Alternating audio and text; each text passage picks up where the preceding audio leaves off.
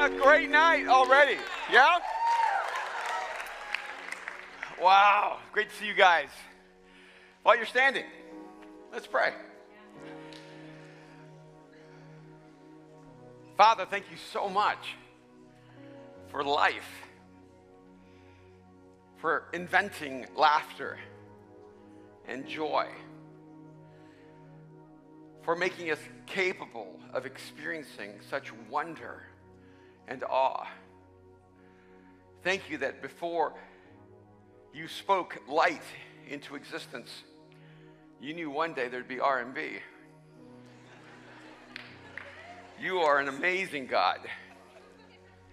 And tonight we want to revel in the reality that you are the source of all pleasure, of all beauty, of everything that is good and beautiful and true. And even when we lost our way, you became the way. And so, Jesus, we welcome you here. And we know that you are not our invited guest, that we are your invited guests. And so tonight we celebrate the life that you gave on our behalf. And God, we pray for all of our guests and for everyone listening on the live stream and on the podcast. And we pray that you would speak hope into every heart. That God, that you would bring light where there is darkness, strength to those who feel weak. And I pray that tonight, wherever people are, even where it is day, that they would discover the power of what you have done. And to know the wonder that the ultimate battle has already been won. We thank you, Jesus, and we pray in your name. Amen and amen.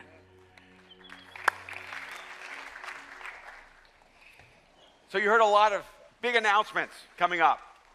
And I want to sort of go back to a few of those because sometimes it takes us a minute to catch up to what's going on.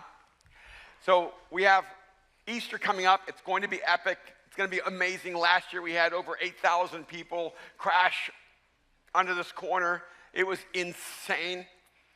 In one moment, about 3,000 people were going in and out. I don't know how 3,000 cars found their way here. And it was beautiful, but this year we want to make room for more people. And so we have decided to go Hollywood Boulevard and Vine, Avalon and Mosaic here. And it's going to be a great day. So you invite your friends, get them here. It's the one time a year, even atheists will go to church. It's the one time a year, you know, that person who's never open, they'll be open. And the number one reason people give for not visiting a church is because no one invited them. It's terrifying going anywhere when you don't know anyone. So this is the moment to extend your networks and to invite people. And I mean, kind of cool. Go, hey, come with me on Easter. We're meeting at the Avalon. That's kind of epic. And then you can actually, when you're there on Friday night, go, hey, I'm coming back on Sunday for church. You want to come and join me? And then we're going to start a series after Easter called Life's Toughest Questions.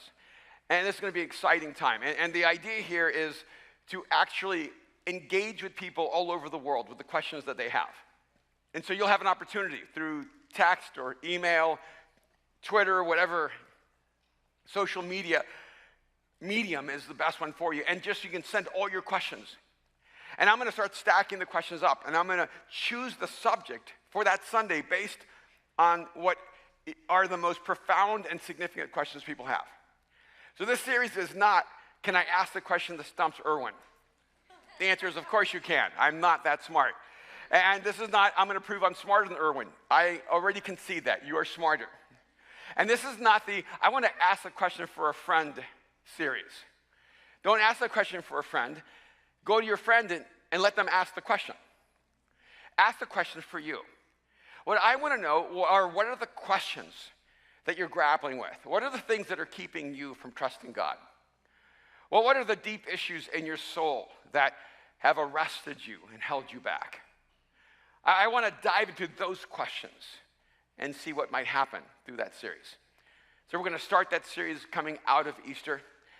And I'm convinced that God's going to use this to create a beautiful conversation across the city. And by the way, we're hard at work with the Rialto. We just received the lease from them, and so we're going through the details of that. And when I say we, I mean someone else. And we're working through the lease, and it's going to be exciting. There's so much work to be done. But I want to clarify something. We are not relocating to the Rialto in South Pass. We are expanding. So we're going to stay here on the corner of Hollywood Boulevard and La Brea until they tear this place down, probably. But we're expanding to the Rialto, and hopefully we'll be able to expand west as well. And we want to create opportunities for people who are searching for God to have places they can go and process the deep questions of life, and to not do it alone. And I know if you're a person of faith, you'll drive a long distance for an experience that has become meaningful for you. But sometimes it's harder to bring your friends. Sometimes it's easier to bring a friend if the distance they have to travel isn't as significant. So we're going to try to solve some of those issues, as well as the fact we can't grow here anymore. We have so many different gatherings, and we have so many people, and even tonight, we're basically standing room only. We love that, but we just want to make room for one more person. Just one more person, the person you care about. And we always want to have room for that one more. But speaking of questions, have you ever had someone ask you a question and it just sticks to you? You can't shake it? I had that happen to me last week. After the gathering, this young guy came up to me named Shane Reed, and I love Shane. I've known his mom and dad for years and years, and I've watched Shane grow up. And Shane was always one of those savants.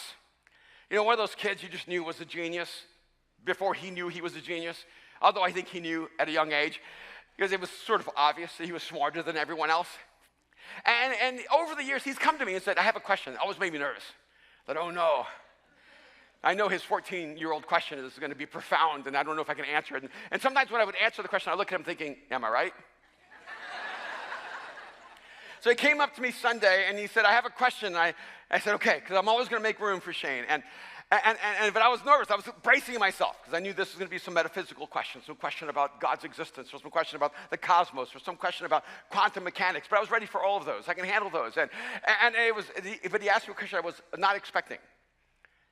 He said, is it wrong to be competitive? I thought, where did that come from? But I knew right away that he was competitive, because only competitive people ask that question. Let me be clear. Competitive people do not ask that question everywhere. See, if you're on the U.S. Olympic team, you're not asking, is it wrong to be competitive? If you're a gymnast, you're not asking, is it wrong to be competitive? If you play in the NBA, you're not asking, is it wrong to be competitive? You wouldn't be there if you're still asking that question. But what I have discovered is that in the church, in the conversation around faith, that question becomes a really significant question.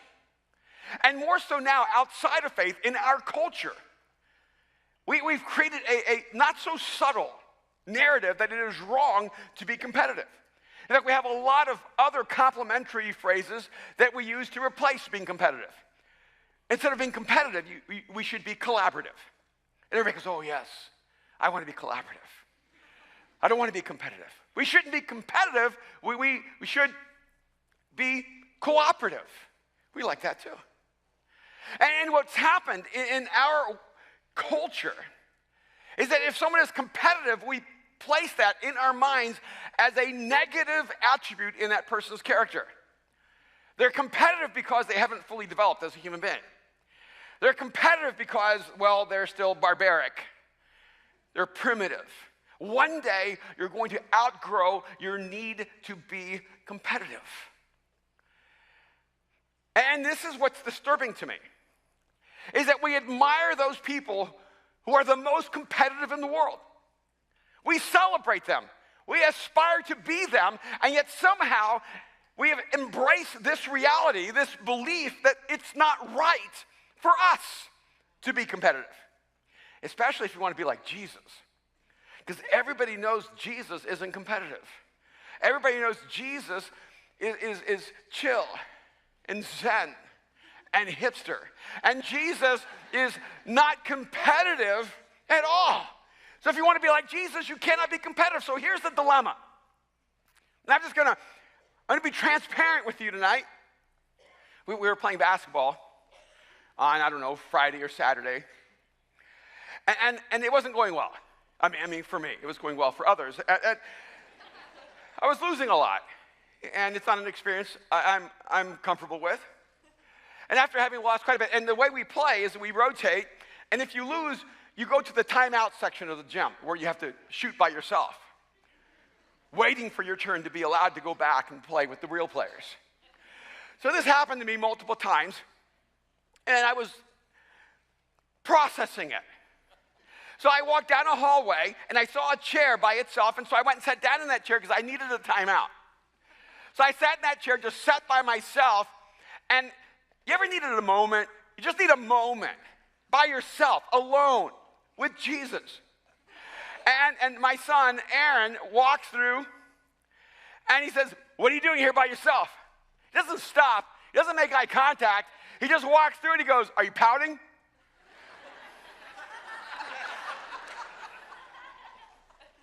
I don't know if it counts as child abuse when they're in their 20s, but I had thoughts. This is exactly why I came to sit by myself. So I got up, because he disturbed my peace, my zen, and I went over to the other side of the basketball, the timeout section, and just started shooting to try to get myself in a rhythm so that I won't have to have this experience again. But he couldn't leave me alone. He has to come over to my section. He starts shooting with me. I don't want him shooting with me. I want to shoot alone. He goes, "Are you mad?" "I'm not mad." He goes, "No, are you mad at me?" I said, "I'm not mad at you." He goes, "Are you sure you're not mad at me?" And I said, "I'm not mad at you. I mean, I'm getting mad, but I'm not mad at you right now." And evidently he did something earlier in the day that I forgot. He goes, Are you sure you're not mad at me about what I did earlier today?" I said, "I don't even remember that." So I'm not mad about that. He goes, "Oh, but you are mad." I said, "I'm not mad." He goes, "You seem mad." I said, "All right, you want to know?" He goes, "Yeah." And I said, "I hate losing." He goes, "Oh, yeah, I know that." I said, No. I said, "I know I hide it well, but I hate losing." He goes, You don't hide it well." I said, No, what I mean is, I know I've hidden it well throughout your life. When you were young, I hid it well that I don't like losing. No, you never hid it well then either, Dad. I said, "I hid it well. But maybe I'm just tired of having to hide the fact that I hate losing." He goes, "Well, I don't know why you try to hide it, because everybody knows." But you see, my dilemma is that I believe in Jesus. And I'm trying to become like Jesus. And I have been subtly taught throughout my faith that you cannot be like Jesus and be competitive. You have to be okay with losing. And I used to say really nice little phrases like, "I don't hate to lose, I just love to win." I hate to lose. And here's the dilemma. I think that most of us have subtly given up what may be one of the most powerful expressions of being human, and that's ambition. See, I want to destroy a framework inside of your soul that says it's wrong to be competitive. And when Shane asked me, "Is it wrong to be competitive?" I said, "No, Shane, it is not wrong to be competitive. It's just that you need to be careful what you're competing for and who you're competing against." I said, in fact, I would just encourage you to not benchmark yourself or compete in comparison to other people. I said, so compete, but don't compare yourself to others. He goes, but isn't it okay if I want to compete against other people? Oh, he's really competitive. I said, well, that's okay too, but I'm sorry, I was assuming something. He goes, what's that? I was assuming you're going to be the best in the world. And if you're going to be the best in the world, there'll be no one you can compare yourself with. See, you can only compare yourself to other people as long as you're not the best. And so if you're competitive and you're comparing yourself against other people, you can actually create a subtle deception. You can make sure that you're always in a room with people less gifted than you. And that way you feel great. That way you feel like you're better than you really are. And so if you're competitive, but your measure is other people, be careful because you may be choosing the wrong people to measure yourself against. I don't know if you know this, but I am tall. Do not let your eyes deceive you. See, I'm from El Salvador. When I go home, when I go to El Salvador, they don't even believe I'm from El Salvador. Like, oh, ¿de dónde vienes? Digo, aquí, de este país. Soy paisano. No puedes ser salvadoreño. Tú eres tan grande. So you cannot be Salvadoran. You're so huge. I said, I am a giant man from the land of San Salvador. My people roam the hills here. See, my mom ruined it for me. If I could have stayed in El Salvador, I would have been a giant. I would have been the John Rouleau of Central America. But no, she has to bring me here to the land of the Philistines, where they're giants. And here I'm just average height. I could have been a center. I could have been great. Could have been a champion.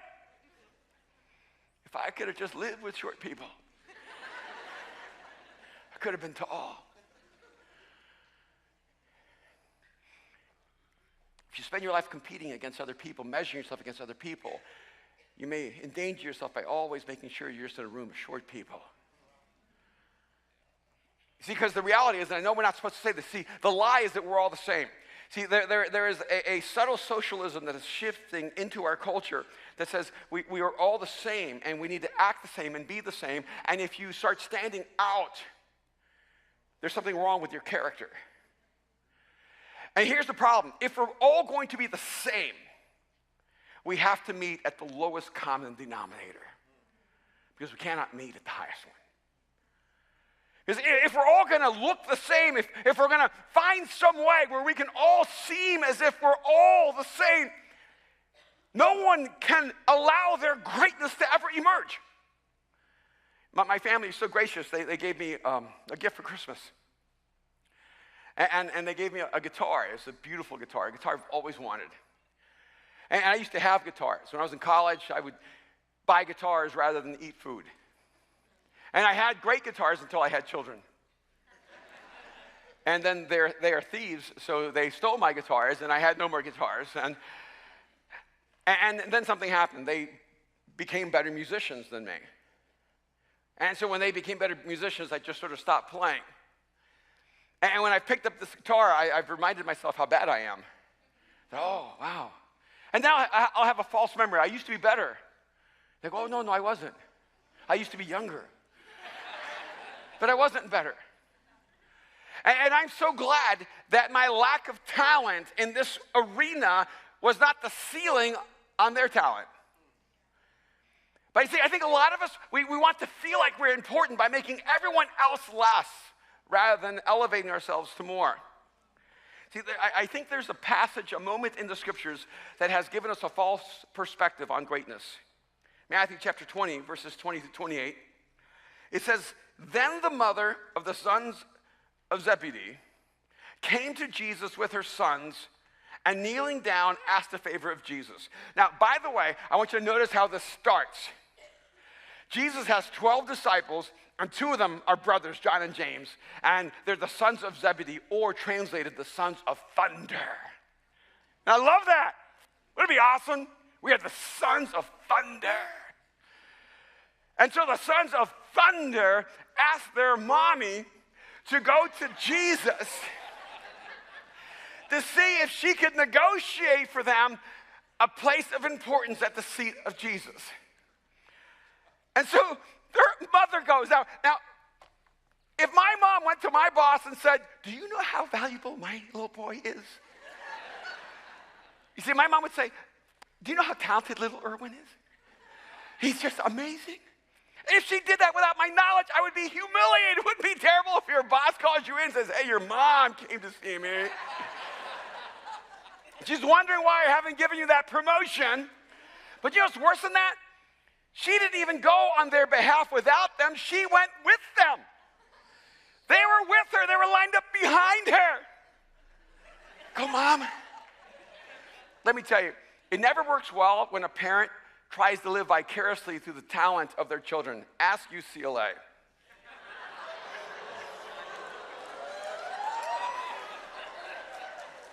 Some of you have no idea what that means, but it has deep meaning.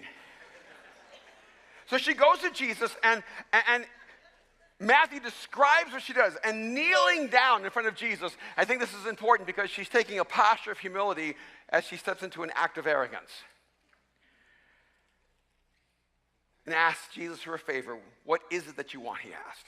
She said, grant one of these 2 sons of mine, that they may sit at your right and the other at your left in your kingdom. You don't know what you're asking, Jesus said to them. Can you drink the cup I am going to drink? We can, they answered.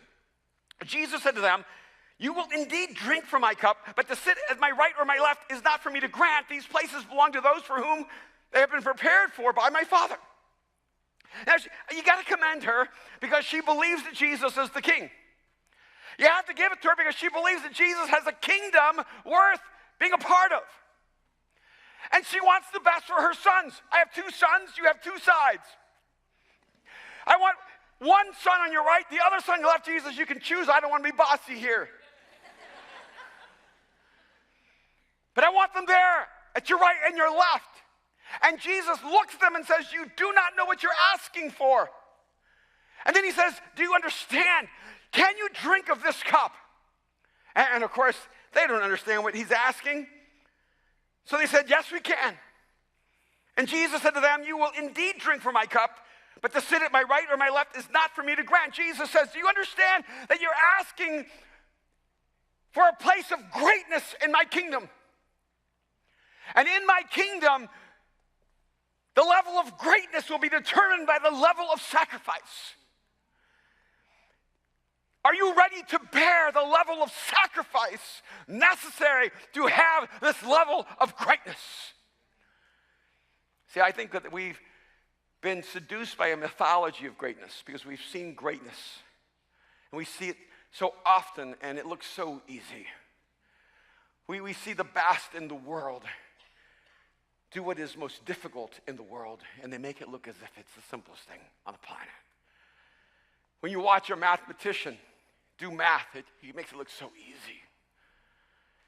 When you watch a world-class swimmer swimming, she just makes it look so easy.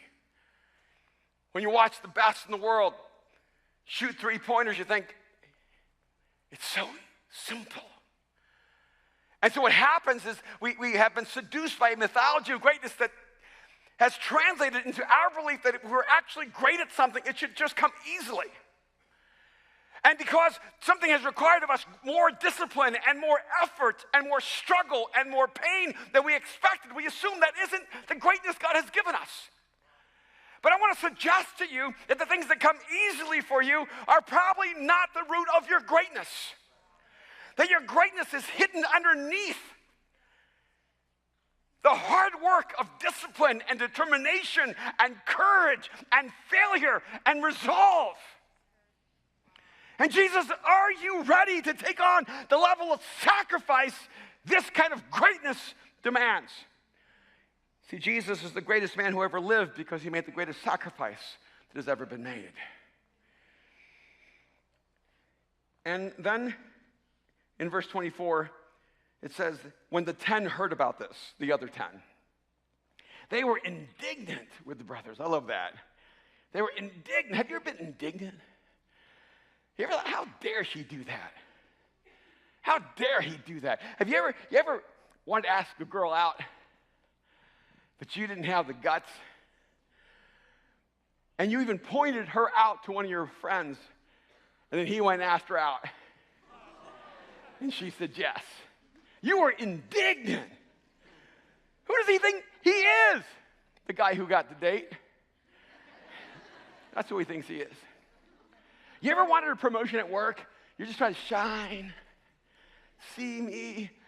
You ever I'm just going to do my job and hope they see me, but you don't apply for the job. You don't ask for the job. You don't step up and say, I can do that job. Someone else does. And they get that job. Have you ever been indignant? He's only been here 6 months. Who does he think he is asking for that job? And he got it. I'm indignant. See, I think a lot of us are indignant because someone else had the guts to get what we wanted. And I think they were indignant because they were asking Jesus for what they wanted.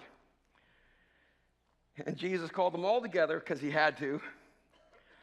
He says, you know that the rulers of the Gentiles lord it over them, and their high officials exercise authority over them. Not so with you. He's saying, you still have a wrong view of greatness. You're measuring greatness against all you've ever known, but I'm here to create a new way. Not so with you. Instead, whoever wants to become great, I have to stop here. See, what normally happens here is we read this whole sentence and we go right to the second half. Whoever wants to become great, ...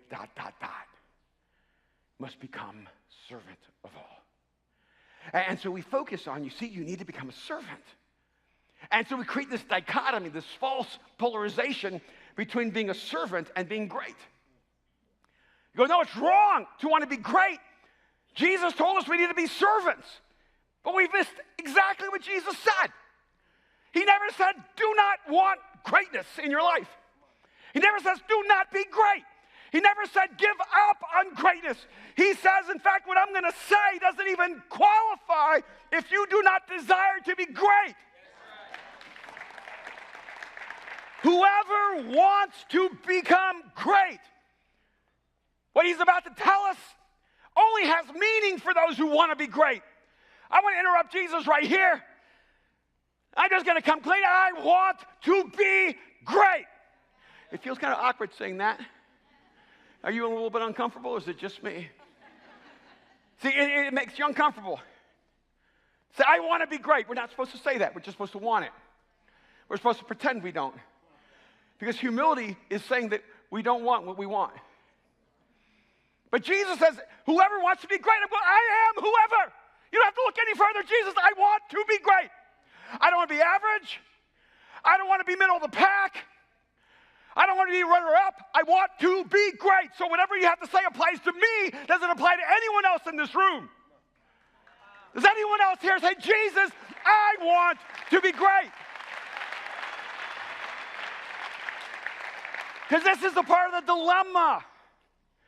That people without God aspire to greatness. And we admire them. We celebrate them. But in some ways we envy them. And we betray ourselves. Because we think we laid greatness on the altar of faith. And it was never a sacrifice God called us to give. He called us to give up our ego, not our aspiration.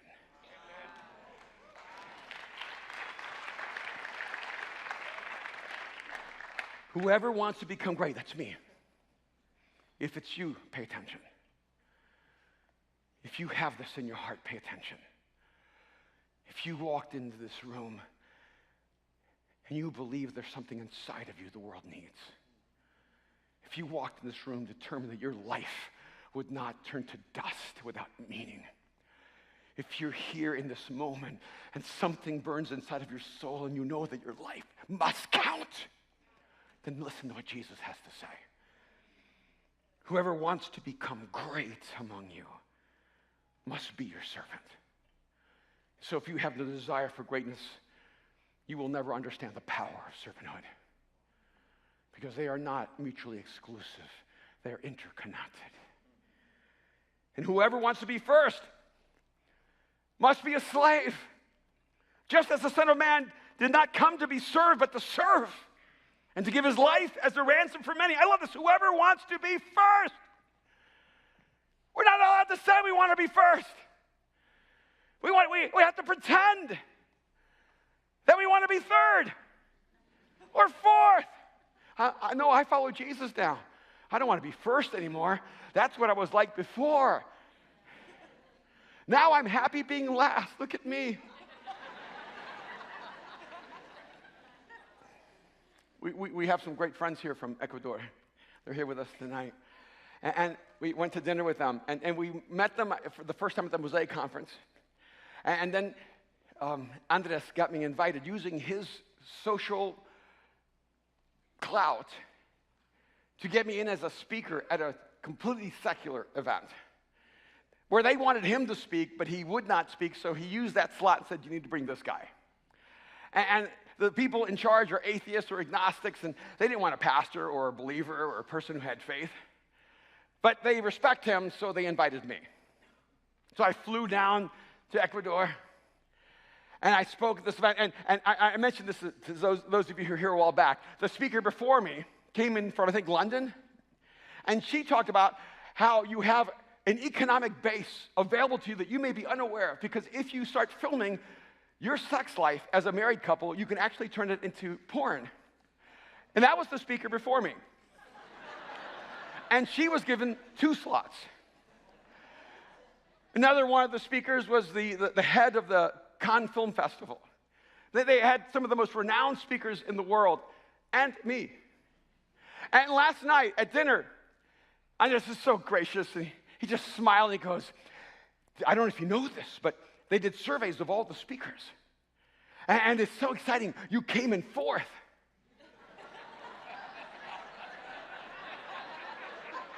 And I said, what? He goes, yeah, of all the speakers, you were the 4th most popular speaker at the event. And he said, the other person came in 7th. I don't care about the other person. I don't care about 7th. That's below 4th. I said, 4th? I lost my appetite. I could barely eat.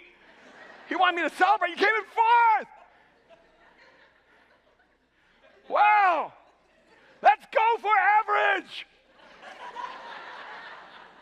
Let's be 4th best. I love that. That should be on a motto for like Adidas or Converse or Nike. Come in 4th.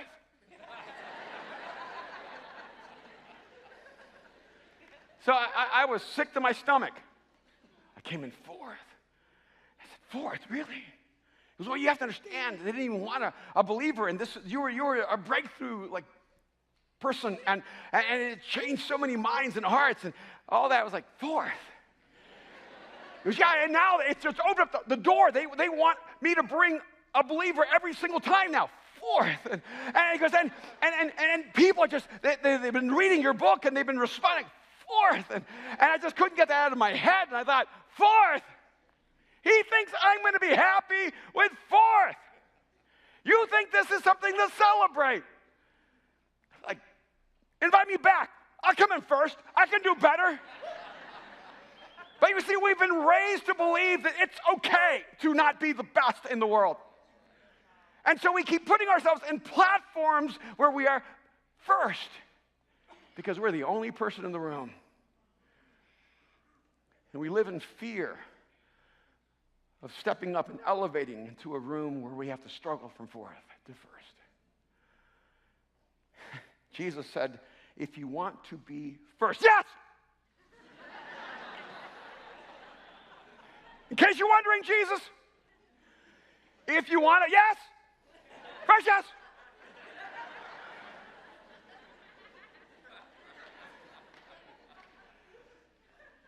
And if you want to be second, this doesn't apply to you. Because you'll only understand what Jesus has done if you understand the desire to be first. See, Jesus says, if you want to be first, then serve. Just as the Son of Man did not come to be served, but to serve. To give his life as a ransom for many. See, Jesus didn't come in second. He came in first.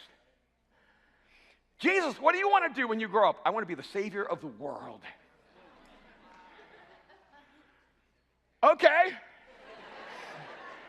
I don't think there's a degree for that. What do you want to do? If I be lifted up, I will draw all men to me. Jesus, what do you want to accomplish? I want to seek and to save that which is lost. Jesus, what's your aspiration? That everyone would believe and have life. See, Jesus didn't come to be second. He came to be first. And so he became the greatest servant who ever lived because he had the greatest mission that has ever been lived out.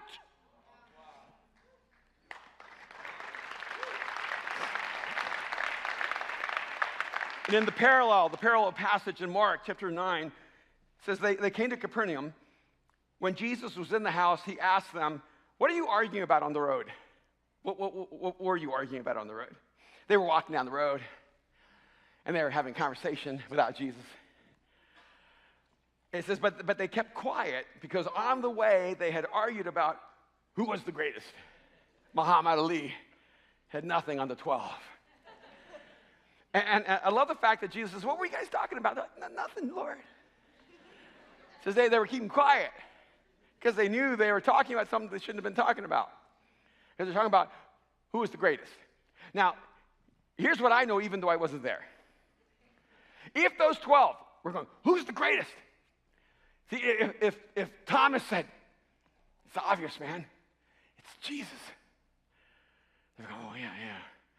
Okay, if outside of Jesus, because they ain't right, who's the greatest then?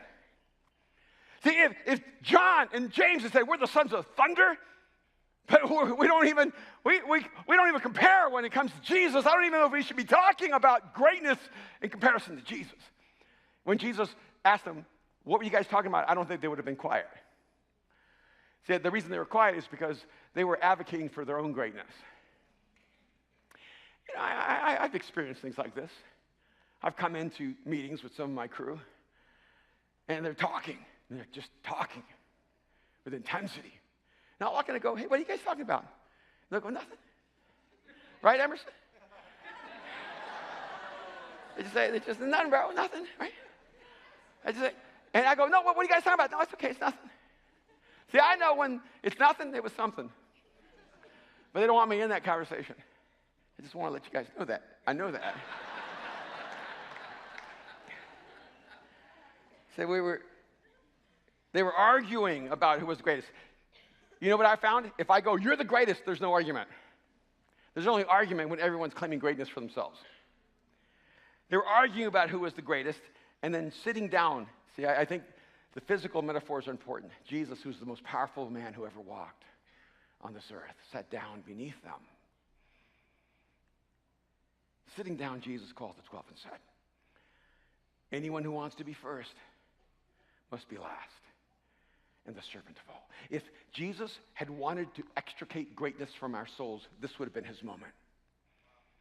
They were arguing about who was the greatest. If Jesus wanted to kill our drive for greatness, this would have been his moment. But he did not. He redirected it. He didn't say, what are you doing? Haven't you finally understood what I'm trying to say? You should not aspire for greatness. He doesn't say that at all. He says, if you want to be great, if you want to be first, then take this drive for greatness and channel it to be the greatest servant the world has ever known. Be like me. See, I think they felt like it was a catch-22. All right, I want to be great. So if I want to be great, what I need to do is I need to become the servant of all. But how long? Right? Because I can serve for a while as long as I know that one day I get to be great.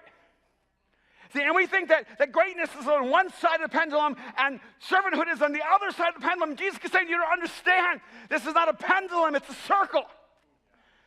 And if you go to the edge of servanthood, you will find yourself standing on the brink of greatness.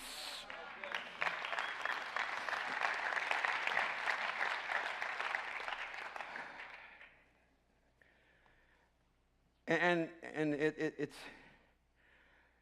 I think this is an anemia that's killing the soul of the church. Because we think that when you come to faith, you need to abdicate the pursuit of greatness. You need to give up on such primitive drives as competition. I mean, when I wrote The Artisan Soul a few years ago, I was really excited. I mean, it was nominated for 5 awards. It won 3. And that was awesome, but it lost 2. And I can't shake that.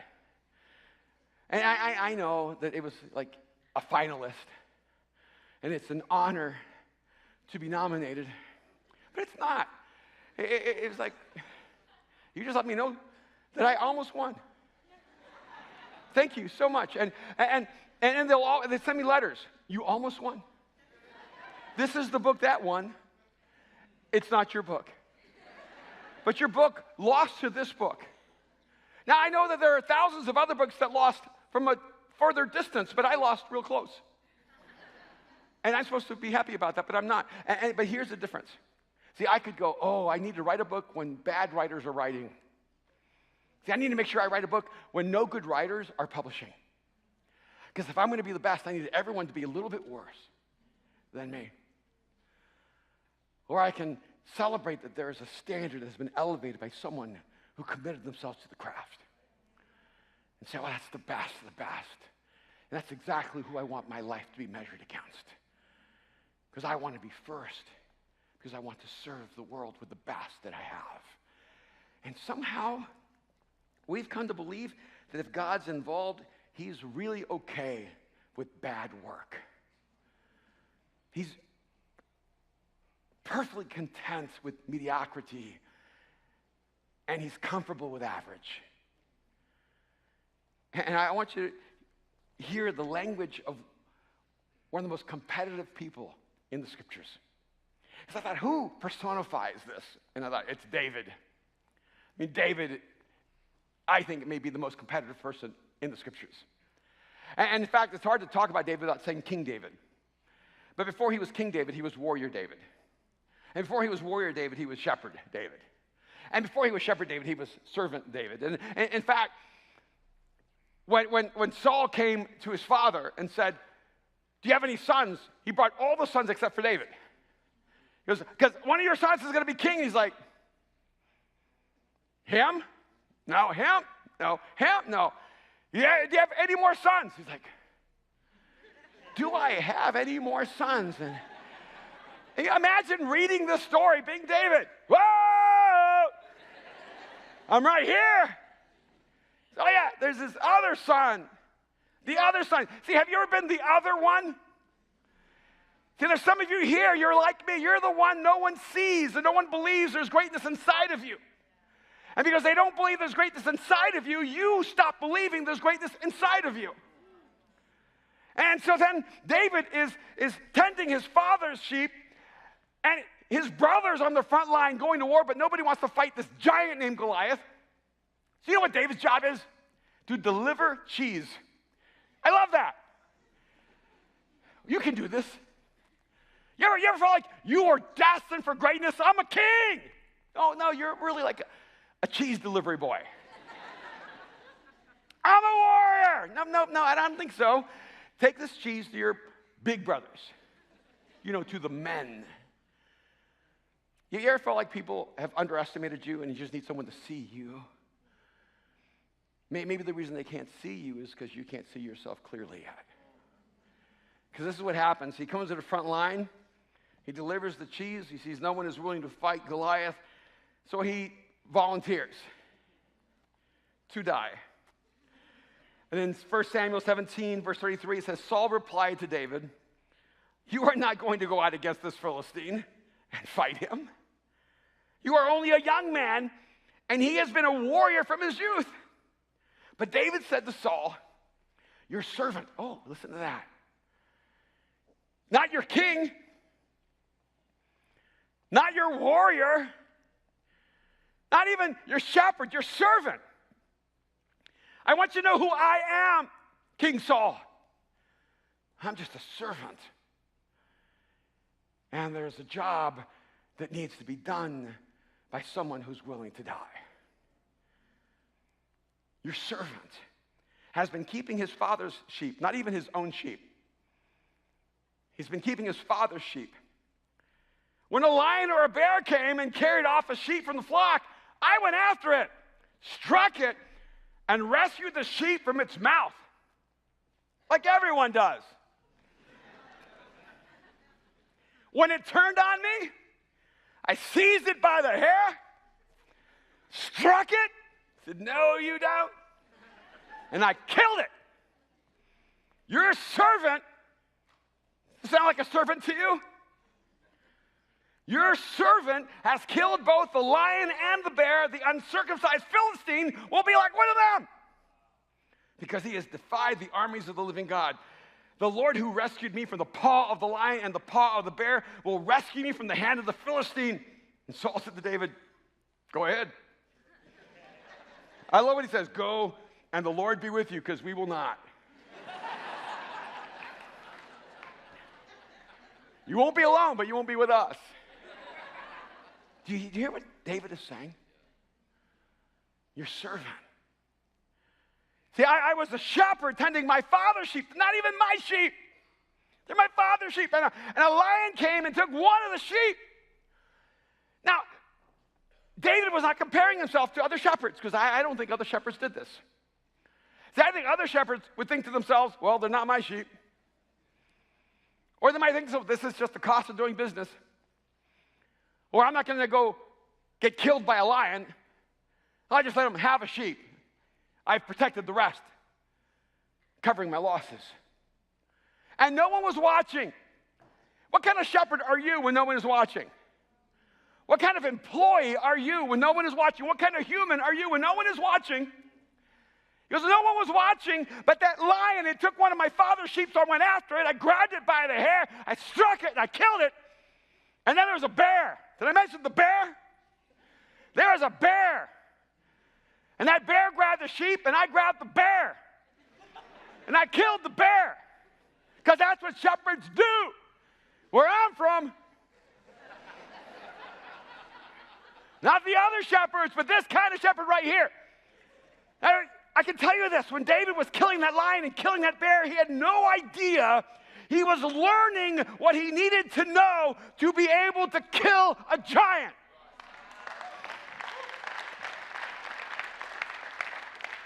But he was faithful where he was, because he was a servant when he was a shepherd. And he became a servant when he was a warrior. He became a servant when he was a king. And too many of us, we want to be kings, but we don't have the courage to be warriors. And we want to be warriors, but we don't have the faithfulness to be shepherds. And we keep wondering why no one sees the king and the warrior and the shepherd in us, and it's because we've not yet become servants. If you want to be first, be the servant of all. You want to learn how to be fearless, be the servant of all. See, if you want to learn how to overcome the fear of death and the fear of failure and the fear of man, if you want to learn how to live your life where no one is watching and you become what everyone else will want to watch, then choose to be the servant of all. No one saw David kill the lion except God. No one saw him kill the bear. And now me, if I killed that lion, I think I would probably skin him and be wearing my lion suit the next day with my lion hoodie up.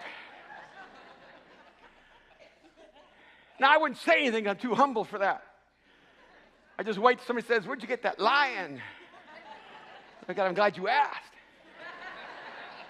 Because yesterday there was a lion that thought he could have my father's sheep, but he didn't know that I'm David. So I'm wearing it. But that was just being Tuesday. Because on Friday night, I'm wearing my bear. It's Friday night, it's date night. Wearing my bear. You go, what happened to your lion? Oh, that was Tuesday. I work a full week. So I had to kill the bear. See, David was setting a new standard of what it meant to be a shepherd. He set a new standard of what it meant to be a warrior. He set a new standard of what it meant to be a king. Because when you choose to become a servant, the sky's the limit. The sky is the limit. Paul puts it like this in 1 Corinthians 9, beginning in verse 24. Do you not know that in a race all the runners run? Well, not like in our races. In our races, some people just walk. Some people just sort of hanging. But in a real race, all the runners run, but only one gets the prize. Did you know that? Now, I know that some of you don't know that. But there was a time where everyone did not get a prize for participation. Some of you have your participation trophies. I was there.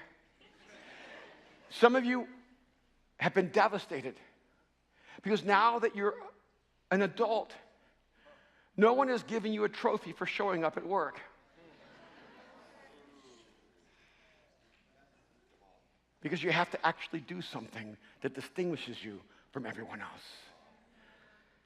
Can we get real for a minute? Come on, please. Do you not know that in a race all the runners run, but only one gets the prize? Listen to what he says next.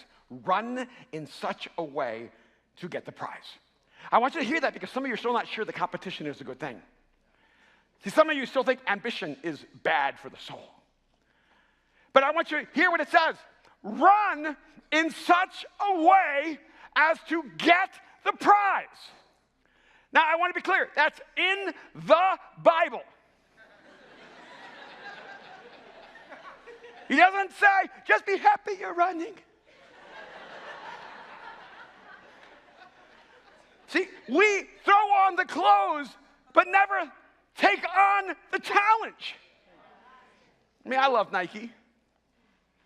I love going to the Nike store. I like wearing Nike shoes. I like wearing Nike clothes. This is a free commercial for Nike. Just do it. It's kind of awesome. But I saw this quote, and there's several in there, and it says something like, everyone is an athlete. I love that. I mean, it's so like inspiring. It's something like, if you have a body, you're an athlete. I got a body. So I'm an athlete. Don't you just love that? Don't you love great quotes like that are not true at all? Let me just tell you the truth. Just because you have a body doesn't make you an athlete. It just makes you a human. You have to choose to be an athlete. See, I love the idea that everyone's an athlete. And I read that before I got winded climbing the stairs to the second floor. See, just because you're in the room doesn't mean you're making a difference. You have to choose to make a difference. Just because you exist doesn't mean you're alive. You have to decide to live for more. Run in such a way as to get the prize. This is what the scriptures tell us. Stop acting like it doesn't matter. Stop being satisfied coming in the middle of the pack. Stop thinking it's cool bringing up the rear and run. And when you're winded and you're gutted and you realize you can't go any further, then get up and discipline yourself and do the hard work that allows greatness to emerge from your life.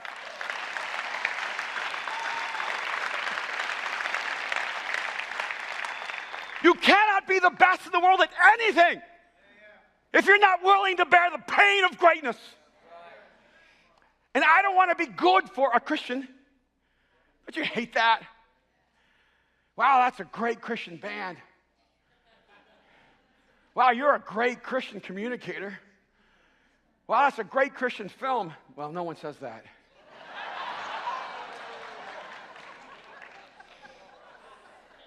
Because Christian has become equivalent with average. Run in such a way to get the prize. And I'm going to just come clean. I'm tired of living in a culture that says being average is spiritual. And Paul says, everyone who competes in the games goes into strict training. By the way, that's an assumption. Some people avoid the strict training and think they're still going to win. He says, they do it to get a crown that will not last. So here it is. Oh, isn't it nice to get a little reprieve? They do it to get a crown that will not last.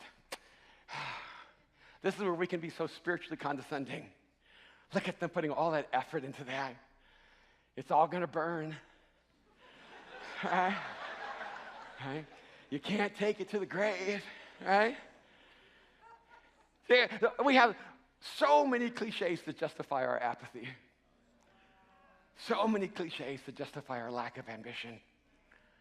You go, oh, they're doing it for a crown that will not last. We're not doing it at all. We think that's actually the counter culture. But listen to what he says. They do it to get a crown that will not last. But we do it to get a crown that will last forever. See, now that's where, if we were a church, we would applaud that.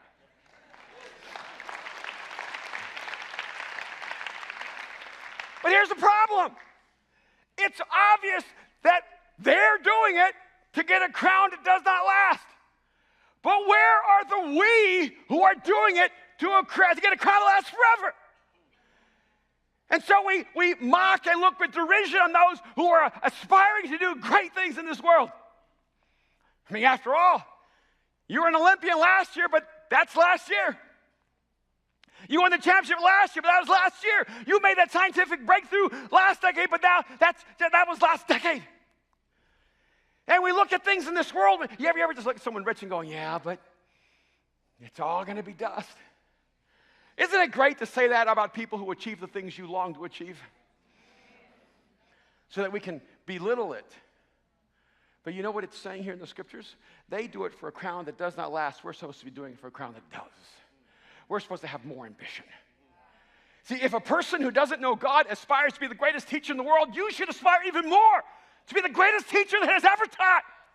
See, if a person wakes up and says, I want to be the greatest architect that has ever lived, and they don't even know God, then those who are pursuing a crown that lasts forever should be aspiring to be the greatest architect that has ever lived because we know God. We shouldn't be less, we should be more. And yet, somehow we're still uncomfortable with ambition. This needs to be our first AA meeting. Ambitious Anonymous. And we need to stop being anonymous and start becoming ambitious. Listen to what Paul says in Philippians chapter 2, verse 3. Do nothing out of selfish ambition or vain conceit, but rather in humility value others above yourself. So be the best in the world because you're determined to serve the world the best you can. Make your life the greatest gift the world has ever known. Realize that there are gifts and talents, there's intelligence and passion inside of you that the world desperately needs. And stop giving the world less than God gave you. And own your responsibility to set the standard of the best in the world. When Shane Reed asked me, is it wrong to be competitive? I think the tragedy is that anyone who has ever grown up in the church should ever wonder if it's wrong to be competitive. I told him, my surgeon, Dr. Khalili, said, I have a theory about him. See, my surgeon, he's like this, almost like the perfect surgeon. Like he has this great personality. He's solid and stoic and has a level of empathy, but you just sense he's in charge. But he's not expressing emotion. He's just walking through the process. In my mind, if I could create a surgeon, he would have the personality. But I was pretty sure I saw right through him. And behind that stoic mask of control. And I told Shane, I have a theory about Dr. Khalili. I think he's extremely competitive. In fact, I told him I don't want a non-competitive surgeon operating on me. I want the most competitive surgeon in the world operating on my cancer. See, I want a surgeon who hates to lose. Because my body is going to be the playground, the field. that cancer is going to be his opponent. I want a surgeon who has to win and can't sleep at night when he lost. I want a surgeon who will remember if he lost me and will celebrate when he won. So I think Dr. Khalili is one of the most competitive people I've ever known, and he hates to lose. But that was just my theory. So this last week I had to do a follow-up, and I'll admit, I'm trying to break records. I asked Dr. Khalili, what's the fastest that's ever happened? He goes, okay, I'll beat that. What's the fastest that's ever happened? I've determined to break every record. I want to have the fastest recovery in human history. I said, just tell me what the record is. He said, okay, I'm going to beat that because I'm competitive. So I went to Dr. Khalili, and we're doing really good, both of us. And he said, you have zero signs of cancer. You're basically cancer-free. Amen. Amen. Can you celebrate that? All right, we're good? All right. Amen.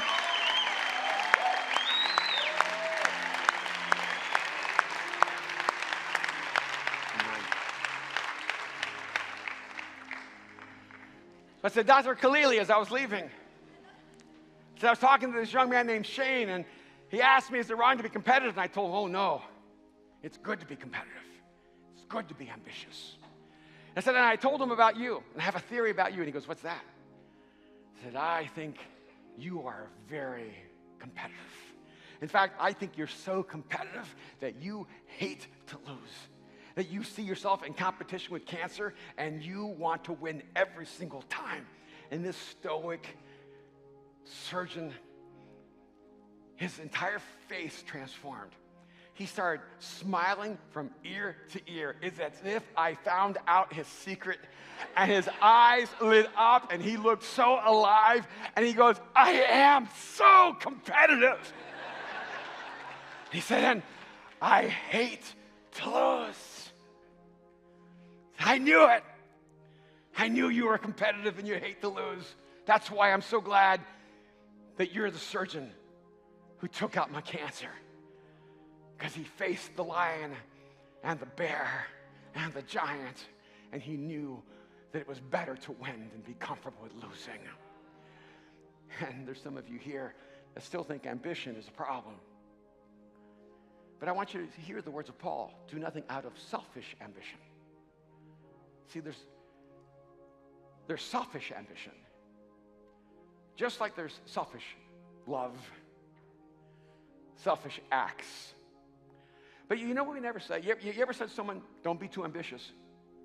You know, be careful about being too ambitious. You know why we say that? Because we don't think ambition is a virtue. Because we never say, be careful, don't be too loving. No, you don't want to do that. You got to hold back a little bit on the love. Don't be too compassionate. Be mildly compassionate, but don't go crazy. Right? Don't be too wise. You got to be just a little stupid, okay? Don't be too wise. You ever hear me say, don't be too generous? You're never going to hear that here. But you know what you're never going to hear here? Don't be too ambitious. Because I want to tell you, you need to get ambitious. You need to get up in the morning with a fire. You need to have a passion to make a difference in the world. You need to stop settling for average. Let me tell you, the moment you decide to elevate to your greatness, you will not be applauded by the people around you who have settled for mediocrity. Some will despise you because you've pulled them out of the malaise of average. And you will not be like me. You will not be like anyone else. You will be uniquely you. And you need to surround yourself with people who celebrate the greatness inside of you. You need to surround yourself with people who pull out that greatness from within you. You need to surround yourself with people who will not allow you to settle for average, who will not demand that you meet them at the less. You want people in your life that you inspire because you are aspiring toward greatness, and their greatness inspires you. And I'm tired of losing. I'm tired of losing people I love to despair. to brokenness. I'm tired of losing people in this city who are drowning in their loneliness and their emptiness. And we need to get ambitious, and we need to get in the game, and we need to get competitive, because there are millions of people who desperately need us to win for them, to believe that power is found in love, and that love can set us free. Wouldn't it be a beautiful thing if you decided to live your life ambitiously? God, do more in me. Do more in me.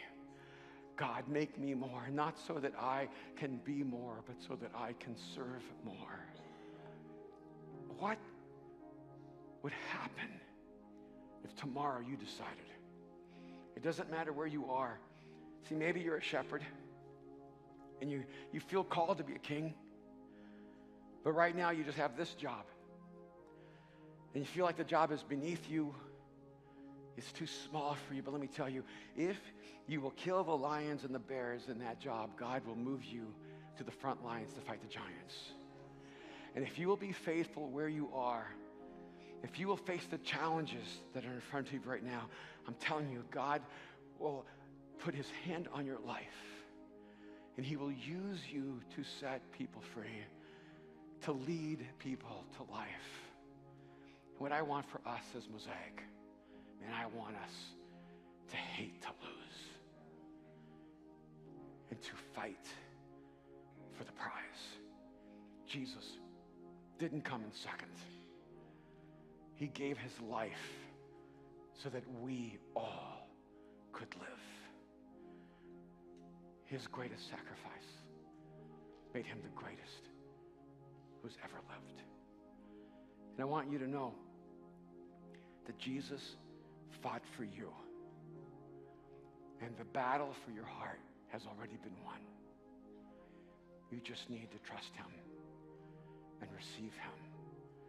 Would you just bow your heads with me just for a moment? If you're here today and you're just tired of struggling and fighting the battle of life by yourself, if you know that there's something inside of you that is waiting to come to life, if you sense it, that there's a greatness in you that has been placed there by God, I want you to realize that it will never be awakened without God. That Jesus sees you and he knows you and he loves you and he fought for you. So tonight, why don't you step into that? If you're here tonight and you're ready to cross the line of faith and give your life to Jesus, if you're ready to receive his forgiveness and his love and his life, I want you to pray this simple prayer. Jesus, I give you my life. That's it.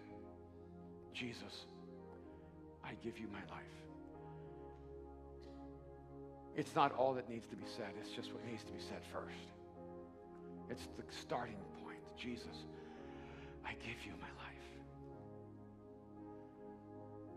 I want to assure you that if you pray that prayer, Jesus will hear you. If you give him your life, he will give you his life. And today you will come to life. If that's your prayer right now, if you would say, this is my prayer, Jesus, I give you my life. If that's your prayer, I just want you to hold your hand up high right now and say, Erwin, that's me. That's my prayer. Tonight, I give Jesus my life. Right now, just hold it up high. I'm going to see you. Beautiful. Beautiful. Anyone else? Right now. Wherever you are, right now. This is your moment. Beautiful. Anyone else? Right now. Father, I pray for those who are in this moment said, Jesus, I give you my life. This is a battle you've already fought. It's a victory you have already won. I pray that right now you would wrap them up in your love and let them know you have heard their prayer, that they belong to you, that your death on the cross is now their source of life. And I thank you, Jesus, that you are the greatest man who ever lived, because you made the greatest sacrifice that has ever been made.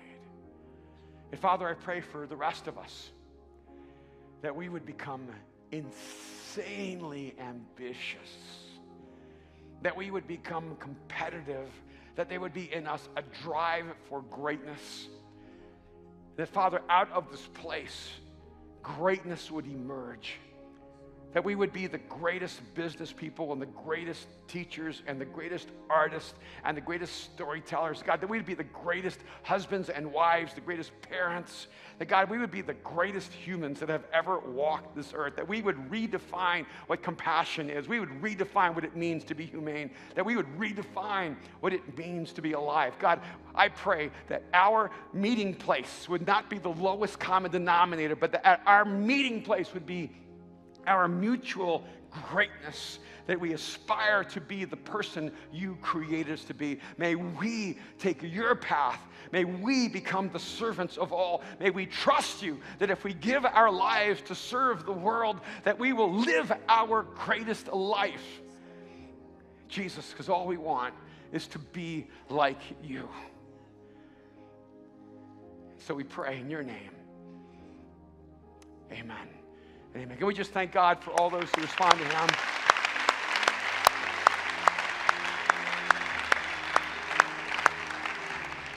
Man, I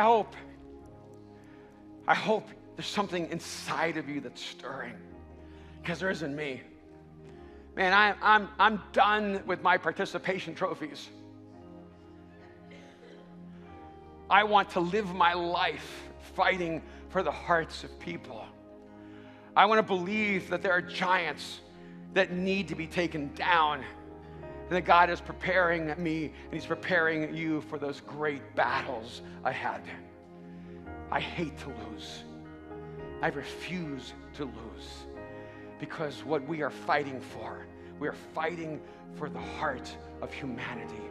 We are fighting for the future of the human race. We are fighting for what Jesus gave his life for. And if he was willing to die for the world, we must be willing to live for them. And it's time, because it's time for us to step up and win.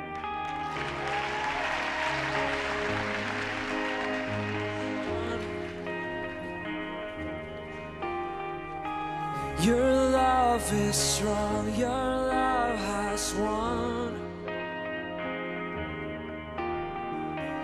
Your love goes on, your love goes on.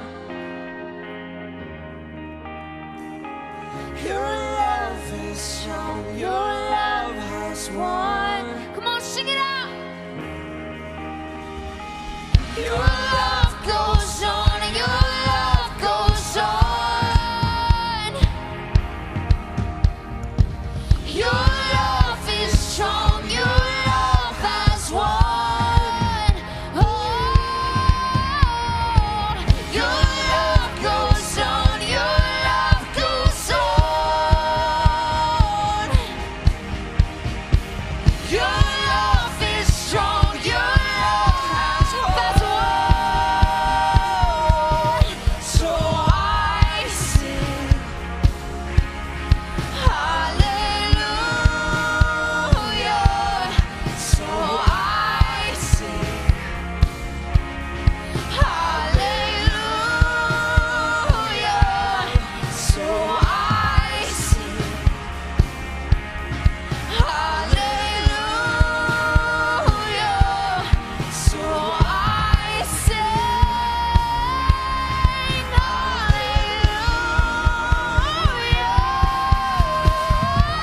Your love goes on, your love goes on.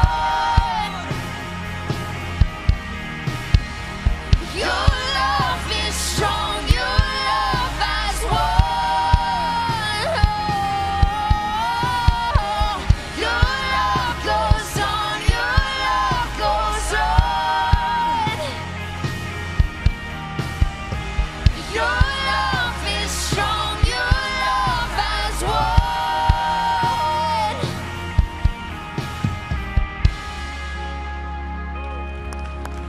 Hey, Mose, can we just thank our pastor, Erwin Mcmanus, one more time?